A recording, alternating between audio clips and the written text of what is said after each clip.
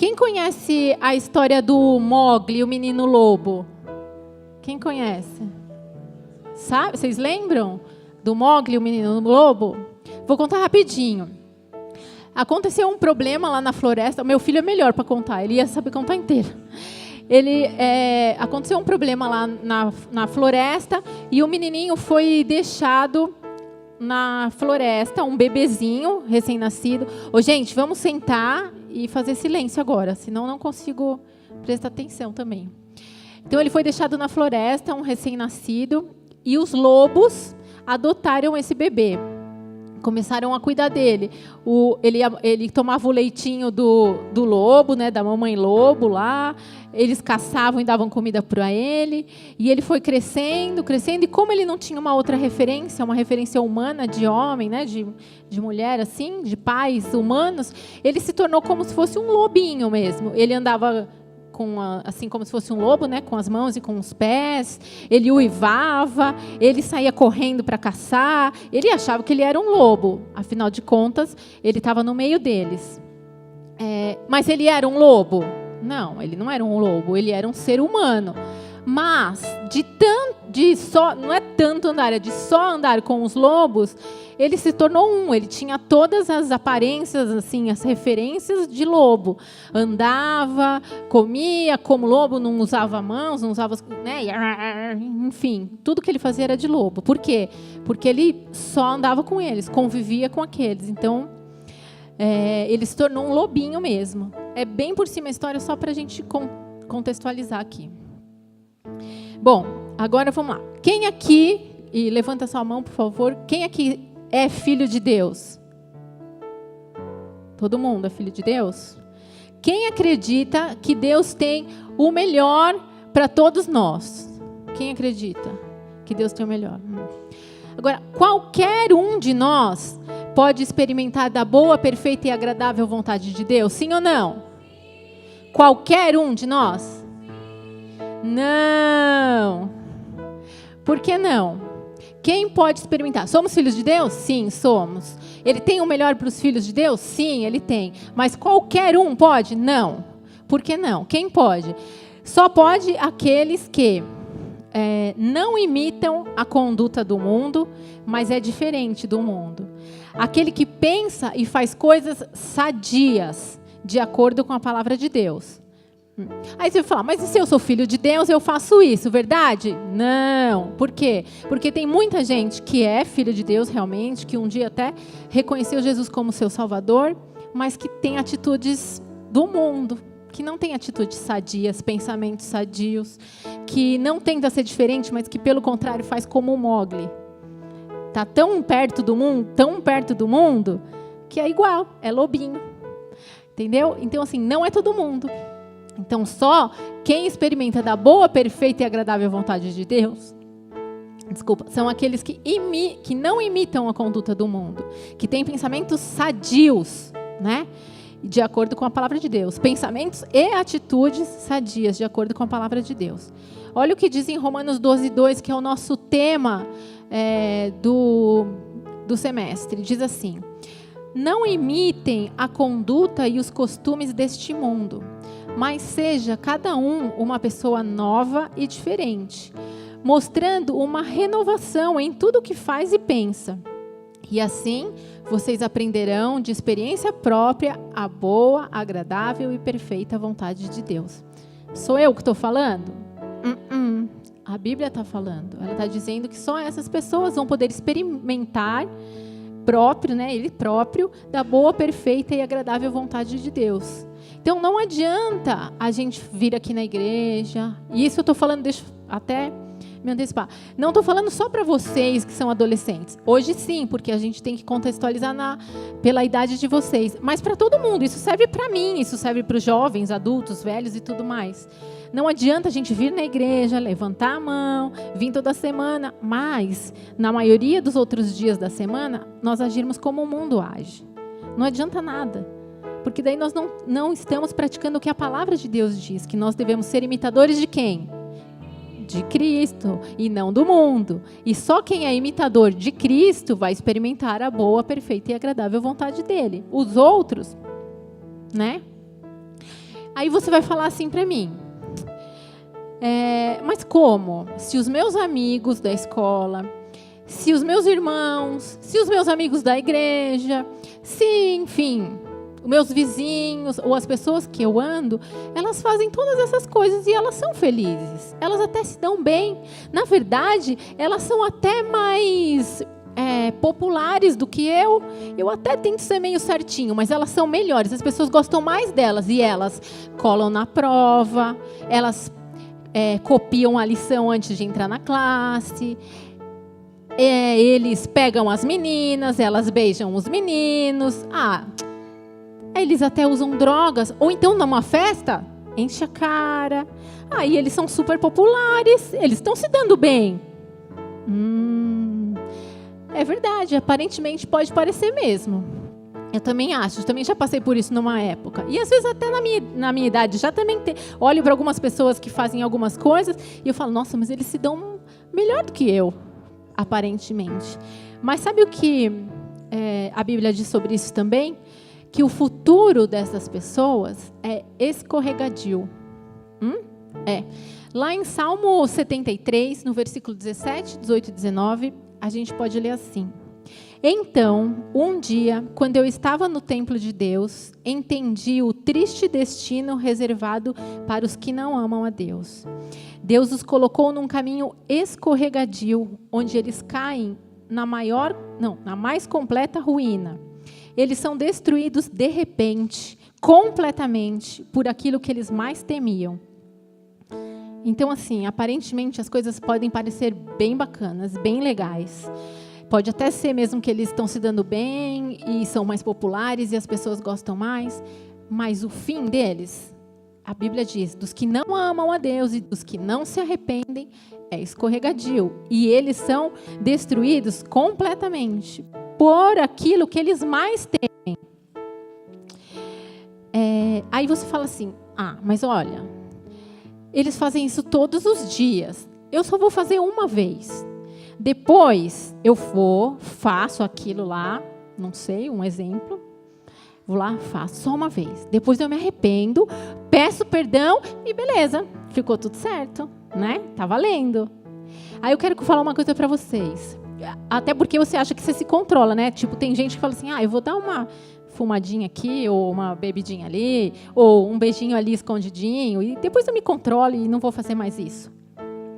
A gente pensa que se controla, mas eu vou contar um segredo para vocês.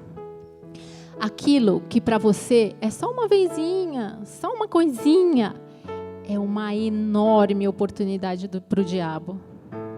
Para você não é nada, e você acha que você vou tirar de letra, vou me dar bem.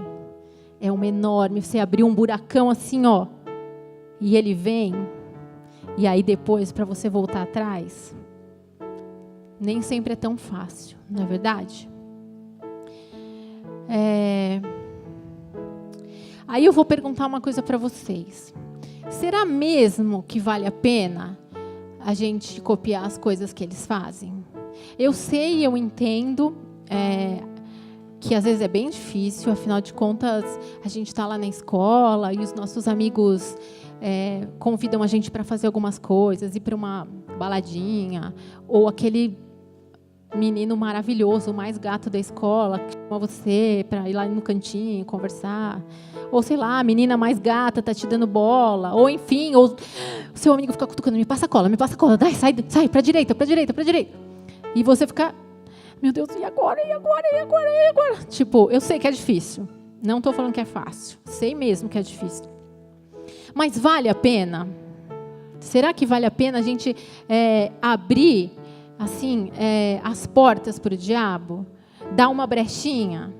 Acho que não, né? Acho que a gente tem que se manter firme. Sabe por quê? Aqui como Felipe, né? Esqueci. Felipe falou aqui, às vezes pode parecer que a gente está sozinho, né? Às vezes pode parecer que é só eu. Essa classe aqui de 40 pessoas.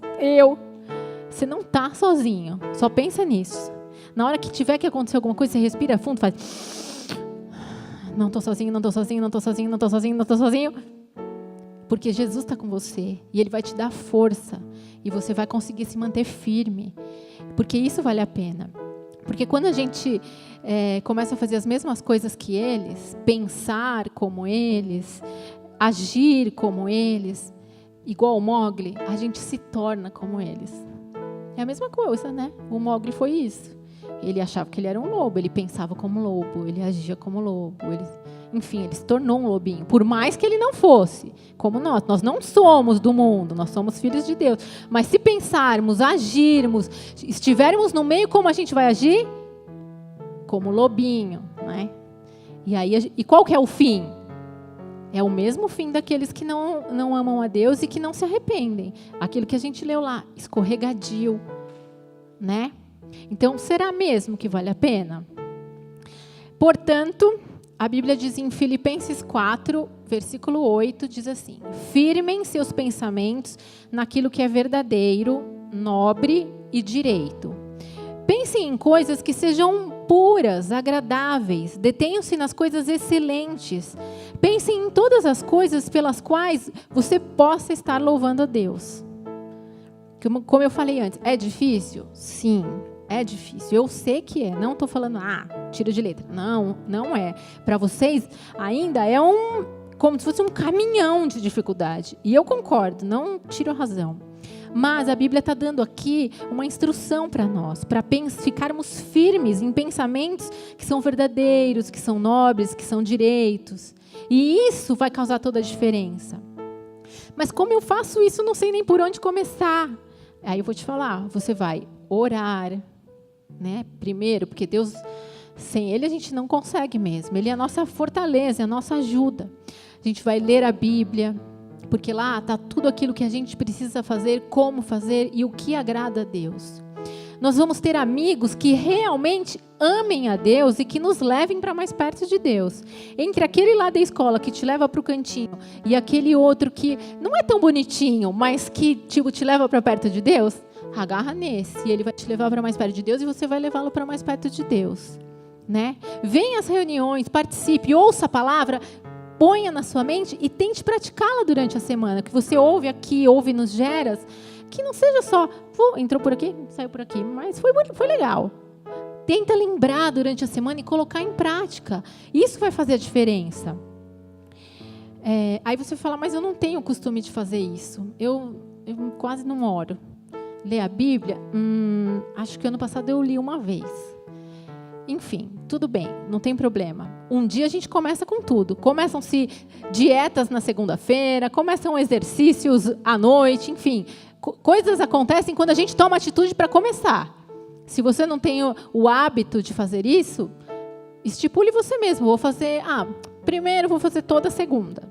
Depois eu vou fazer toda segunda e toda terça. Enfim, estipule os seus dias, estipule os seus horários. O que é importante é que você ore, leia a Bíblia, né?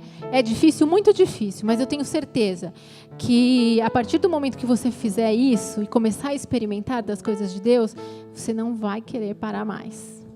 Você vai ver que o que você sente por dentro, a alegria, o gozo, como diz a palavra de Deus, que a gente sente aqui dentro, nos motiva a continuar e querer mais, e querer mais, e querer mais, e querer mais, para ver até onde dá, entendeu? E eu posso falar para vocês com toda a convicção, não tem nada que seja melhor do que isso. É uma satisfação, uma alegria tão grande, que é o nosso maior desejo, é esperar por Jesus, para nos levar para o céu. E assim, dessa forma, você vai conhecer então a vontade de Deus, né? Vai se tornar um filho dele amado, que tem as mesmas atitudes de Cristo e não mais do lobo, mas agora de Cristo, e você vai experimentar a boa, perfeita e agradável vontade que ele tem para você. Então hoje eu quero te desafiar a se transformar. A partir de hoje, se transformar. Se você é igual aos outros, a partir de hoje, seja diferente. Ouse mudar. Tipo, vocês não gostam de desafios? Eu adoro. Quando me desafiam para alguma coisa, eu falo, peraí, mexeu comigo, agora eu vou. Vocês não gostam de desafios? Então, eu estou fazendo um desafio para você. Mudar de vida a partir de agora. E viver o que o Senhor tem de sobrenatural para vocês. O sobrenatural de Deus. Ok? Amém? Eu vou ler um texto para vocês que eu li na internet. Deixa eu achar aqui. Porque assim, eu estava estudando para vir aqui para falar para vocês, e aí estava lendo algumas coisas na internet e tal, e aí achei esse texto. Ai, que bom, né?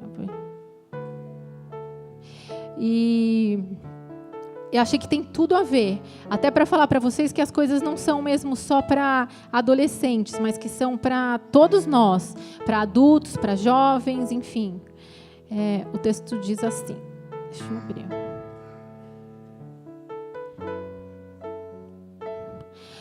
Não é difícil identificar o declínio da espécie humana. O que era certo virou ultrapassado. O errado virou comum.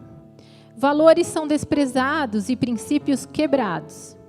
A criatura se afasta a passos largos e rápidos do seu Criador. Tomou o governo de si nas mãos, questionando a existência de Deus e ridicularizando o mal como se não passasse de fábula. E para onde estamos indo como humanidade? Melhores como pessoas? Mais amáveis, solidários, generosos? As mães da pós-modernidade estão presentes, atentas e amorosas? E os pais são responsáveis, equilibrados e participativos? Casamentos são estáveis e felizes? Filhos obedientes que honram seus pais? Os patrões são justos? Os funcionários são honestos? Estamos menos egoístas e cobiçosos? Eu me recuso a ser mais um na massa morta, governada por meus desejos, vagando pela desobediência. Não sou superior a ninguém, mas me recuso a me nivelar por baixo. Vou mudar aqui a página. Se isso é ser atrasado, diferente, bitolado, fanático ou qualquer outro adjetivo que querem me rotular, que querem rotular minha fé e a minha escolha de seguir a Cristo, eu sou diferente e quero ser cada dia mais. Só meu celular tá bom.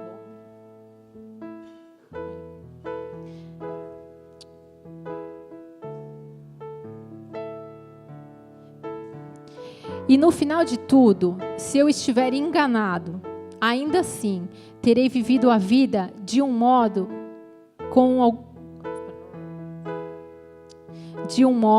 relevante, com significado e com propósito. Acho que tem tudo a ver, né? Assim, é por isso que eu falei para vocês, não é só para adolescentes, é para todos nós. Posso me questionar como mulher, como mãe, enfim, como profissional, como se eu tivesse uma empresa como chefe, ou como funcionária. É para todo mundo. Vamos e precisamos ser diferentes. Se a gente quer uma sociedade, um mundo melhor, não adianta ficar colocando a culpa nos outros. Depende da gente. Aqui. Amém? É bem rápido. Queria falar isso para vocês. E espero que vocês tenham aceitado o desafio para, a partir de hoje, de agora, ser um guarda-chuva vermelho no meio de todos os outros pretos. Amém?